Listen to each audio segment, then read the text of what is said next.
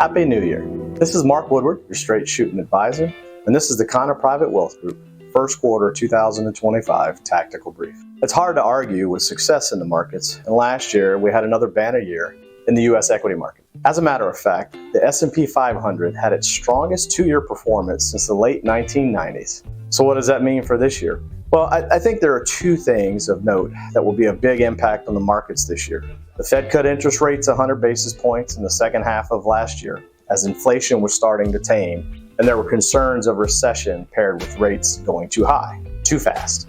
The Fed just announced that they're on a pause and will watch the data for any further cuts this year. The second big impact is President Trump's hitting the ground running with his agenda, from announcing tariffs to level the playing field with certain trade partners, to slashing government headcount and spending, tax cuts and deregulation, and opening up the U.S. domestic oil and gas industry. Consumers are still fearful of an inflation spike caused by those tariffs, and with a slowdown in government spending, we could very well see a short-term slowdown in economic growth. I rebalanced all of our models in January and removed some legacy LPs from our EIG models. From a strategic standpoint, we're risk on right now, as I think the markets will be volatile the first half of the year, but I anticipate ending the year up positive, even if it's just single digits.